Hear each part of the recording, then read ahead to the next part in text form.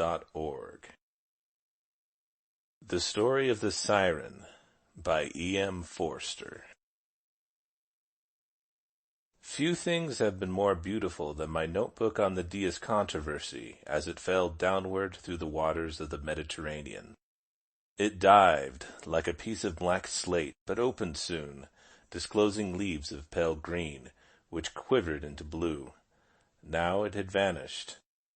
Now it was a piece of magical India rubber stretching out to infinity. Now it was a book again, but bigger than the book of all knowledge. It grew more fantastic as it reached the bottom, where a puff of sand welcomed it and obscured it from view. But it reappeared, quite sane though a little tremulous, lying decently open on its back, while unseen fingers fidgeted among its leaves. "It is such a pity," said my aunt, "that you will not finish your work in the hotel. Then you would be free to enjoy yourself, and this would never have happened." "Nothing of it but will change into something rich and strange," warbled the chaplain, while his sister said, "Why, it's gone into the water."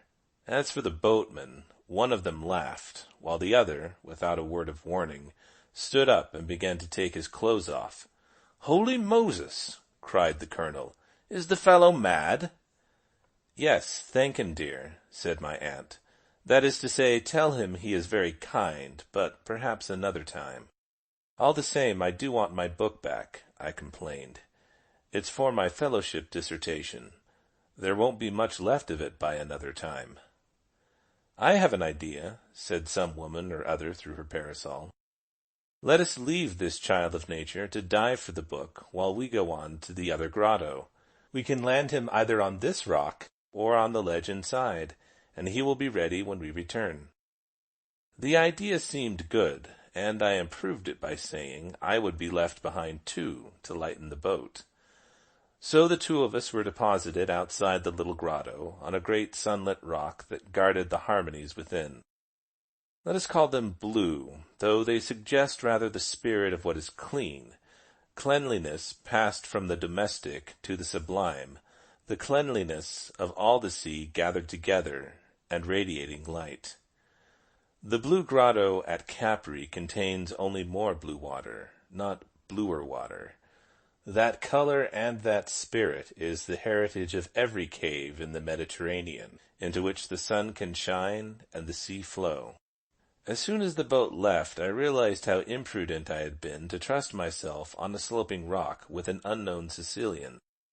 With a jerk he became alive, seizing my arm and saying, "Go to the end of the grotto, and I will show you something beautiful." He made me jump off the rock onto the ledge over a dazzling crack of sea.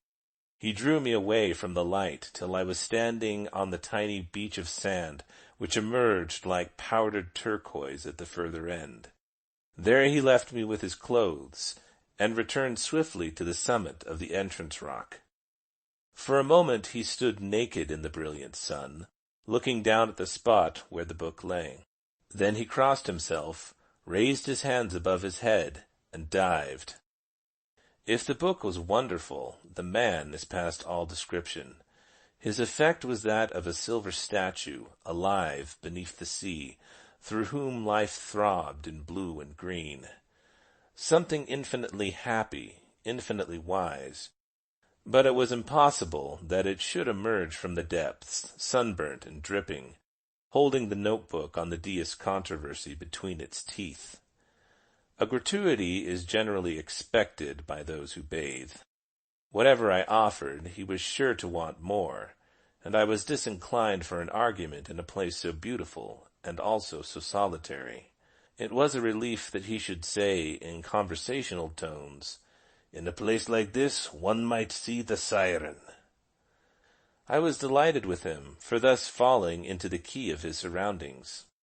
We had been left together in a magic world, apart from all commonplaces that are called reality, a world of blue whose floor was the sea, and whose wall and roof of rock trembled with the sea's reflections. Here only the fantastic would be tolerable, and it was in that spirit that I echoed his words. One might easily see the siren. He watched me curiously while he dressed. I was parting the sticky leaves of the notebook as I sat on the strip of sand. "Ah," he said at last. "You may have read the little book that was printed last year. Who would have thought that our siren would have given foreigners pleasure?" I read it afterwards. Its account is not unnaturally incomplete, in spite of there being a woodcut of the young person and the words of her song. "She comes out of this blue water, doesn't she?" I suggested, "and sits on the rock at the entrance, combing her hair." I wanted to draw him out, for I was interested in his sudden gravity, and there was a suggestion of irony in his last remark that puzzled me. "Have you ever seen her?" "Often and often." "I never." "But you have heard her sing." He put on his coat and said impatiently, "How can she sing under the water? Who could? She sometimes tries, but nothing comes from her but great bubbles." "She should climb onto the rock, then." "How can she?" he cried again, quite angry. "The priests have blessed the air, so she cannot breathe it, and blessed the rocks, so that she cannot sit on them. But the sea no man can bless, because it is too big, and always changing. Therefore she lives in the sea." I was silent. At this his face took a gentler expression. He looked at me as though something was on his mind, and going out to the entrance rock, gazed at the external blue. Then returning into our twilight, he said, "As a rule, only good people see the siren." I made no comment. There was a pause, and he continued, "That is a very strange thing, and the priests do not know how to account for it. For she, of course, is wicked. Not only those who fast and go to Mass are in danger, but even those who are merely good in daily life. No one in the village had seen her for 2 generations. I am not surprised.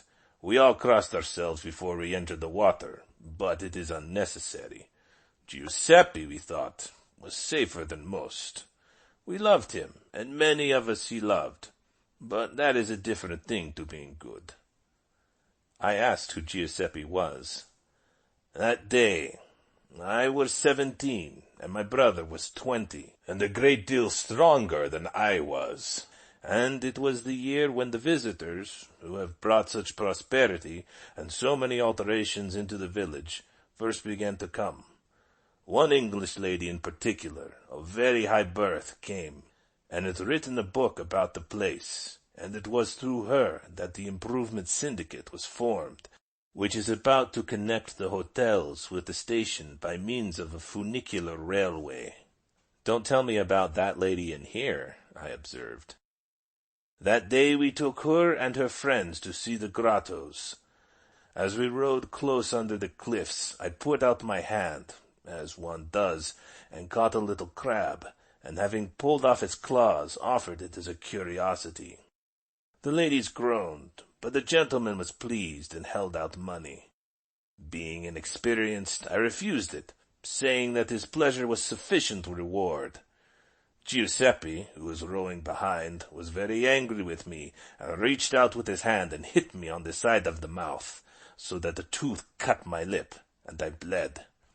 I tried to hit him back, but he was always too quick for me, and as I stretched round he kicked me under the armpit, so that for a moment I could not even row.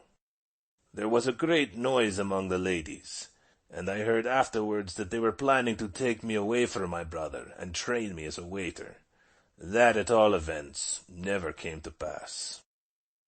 When we reached the grotto, not here, but the larger one, the gentleman was very anxious that one of us should die for money, and the ladies consented, as they sometimes do. Giuseppe, who had discovered how much pleasure it gives foreigners to see us in the water, refused to die for anything but silver, and the gentleman threw in a 2-lira piece. Just before my brother sprang off, he caught sight of me holding my bruise and crying, for I could not help it. He laughed and said, "This time, at all events, I shall not see the siren," and went into the blue water without crossing himself. But he saw her. He broke off and accepted a cigarette. I watched the golden entrance rock and the quivering walls and the magic water through which great bubbles constantly rose. At last he dropped his hot ash into the ripples and turned his head away and said, "He came up without the coin. We pulled him into the boat, and he was so large that he seemed to fill it, and so wet that we could not dress him. I have never seen a man so wet. I and the gentleman rowed back, and we covered Giuseppe with sacking and propped him up in the stern." "He was drowned, then," I murmured, supposing that to be the point. "He was not," he cried angrily. "He saw the siren, I told you." I was silenced again. "We put him to bed, though he was not ill. The doctor came and took money, and the priest came and took more and smothered him with incense and spattered him with holy water. But it was no good. He was too big, like a piece of the sea. He kissed the thumb bones of San Biagio, and they never dried till evening." "What did he look like?" I ventured. "Like anyone who has seen the siren. If you have seen her often and often, how is it you do not know? Unhappy, unhappy, unhappy, because he knew everything. Every living thing made him unhappy, because he knew it would die. And all he cared to do was sleep." I bent over my notebook. "He did no work. He forgot to eat. He forgot whether he had his clothes on. All the work fell on me, and my sister had to go out to service. We tried to make him into a beggar, but he was too robust to inspire pity. And as for an idiot, he had not the right look in his eyes. He would stand in the street looking at people, and the more he looked at them, the more unhappy he became. When a child was born, he would cover his face with his hands. If anyone was married, he was terrible then, and would frighten them as they came out of church. Who would have believed he would marry himself? I caused that.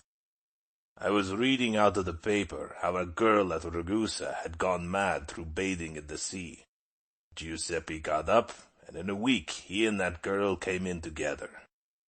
He never told me anything, but it seems he went straight to her house, broke into her room, and carried her off. She was the daughter of a rich mine owner, so you may imagine our peril. Her father came down with a clever lawyer, but they could do no more than I. They argued and threatened, but at last they had to go back, and we lost nothing, that is to say, no money. We took Giuseppe and Maria to the church and had them married. Ugh, that wedding! The priest made no jokes afterwards, and coming out the children threw stones. I think I would have died to make her happy, but as always, one could do nothing." "Were they unhappy together, then?" "They loved each other, but love is not happiness. We can all get love. Love is nothing. Love is everywhere since the death of Jesus Christ. I had two people to work for now, for she was like him in everything. One never knew which of them was speaking. I had to sell our own boat and work under the battled man you have today. Worst of all, people began to hate us. The children first. Everything begins with them. And then the women, and last of all the men.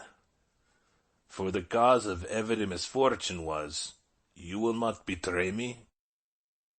I promised good faith, and immediately he burst into the frantic blasphemy of one who has escaped from supervision, cursing the priests, the lying, filthy, cheating, immoral priests who had ruined his life, who had murdered his brother and the girl, whom he dared not murder back because they held the key of heaven, and could not ruin him in the next life too. "Thus we are tricked," was his cry, and he stood up and kicked at the azure ripples with his feet, till he had obscured them with a cloud of sand. I too was moved. The story of Giuseppe, for all its absurdity and superstition, came nearer to reality than anything I had known before. I don't know why, but it filled me with desire to help others, the greatest of all our desires, I suppose, and the most fruitless. The desire soon passed. She was about to have a child. That was the end of everything. People said to me, "When will your charming nephew be born? What a cheerful, attractive child he will be, with such a father and mother." I kept my face steady, and replied, "I think he may be. Out of sadness shall come gladness. It is one of our proverbs." And my answer frightened them very much, and they told the priests, who were frightened too. Then the whisper started that the child would be Antichrist. You need not be afraid. He was never born. An old witch began to prophesy, and no one stopped her. Giuseppe and the girl, she said, had silent devils, who could do little harm. But the child would always be speaking and laughing and perverting, and last of all he would go into the sea and fetch up the siren into the air, and all the world would see her and hear her sing. As soon as she sang, the 7 vials would be opened, and the Pope would die, and Montebello flame, and the veil of Santa Agata would be burnt. Then the boy and the siren would marry, and together they would rule the world for ever and ever. The whole village was in tumult, and the hotel keepers became alarmed, for the tourist season was just beginning. They met together and decided that Giuseppe and the girl must be sent inland until the child was born, and they subscribed the money. The night before they were to start there was a full moon and wind from the east, and all along the coast the sea shot up over the cliffs in silver clouds. It is a wonderful sight, and Maria said she must see it once more. "Do not go," I said. "I saw the priest go by, and someone with him, and the hotel keepers do not like you to be seen, and if we displease them, also we shall starve." "I want to go," she replied. "The sea is stormy, and I may never feel it again." "No, he is right," said Giuseppe. "Do not go, or let one of us go with you." "I want to go alone," she said, and she went alone. I tied up their luggage in a piece of cloth, and then I was so unhappy at thinking that I should lose them, that I went and sat down by my brother, and put my arm round his neck, and he put his arm round me, which he had not done for more than a year, and we remained thus, I don't remember how long. Suddenly the door flew open, and moonlight and wind came in together, and a child's voice said, laughing, "They have pushed her over the cliffs into the sea." I stepped to the drawer where I keep my knives, and the child ran away. "Sit down again," said Giuseppe. Giuseppe of all people. "If she is dead, why should others die too?" "I guess who it is," I cried, "and I will kill him." I was almost out of the door, but he tripped me up, and kneeling upon me, took hold of both my hands, and sprained my wrists, first my right one, then my left. No one but Giuseppe would have thought of such a thing. It hurt more than you would suppose, and I fainted. When I woke up, he was gone, and I have never seen him again. But Giuseppe disgusted me. "I told you he was wicked," he said. "No one would have expected him to see the siren." "How do you know he did see her, then?" "Because he did not see her often and often, but once." "Why do you love him if he is wicked?" He laughed for the first time. That was his only reply. "Is that the end?" I asked, feeling curiously ashamed. "I never killed her murderer, for by the time my wrists were well, he was in America, and one cannot kill a priest. As for Giuseppe, he went all over the world too, looking for someone else who has seen the siren, either a man, or better still, a woman, for then the child might still have been born. At last he came to Liverpool. Is the district probable? And there he began to cough and spat blood until he died. I do not suppose there is anyone living now who has seen her.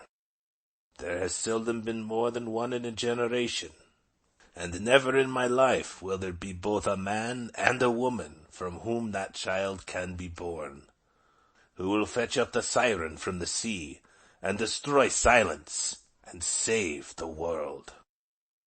Save the world? I cried. Did the prophecy end like that? He leant back against the rock, breathing deeply. Through all the blue-green reflections, I saw him color.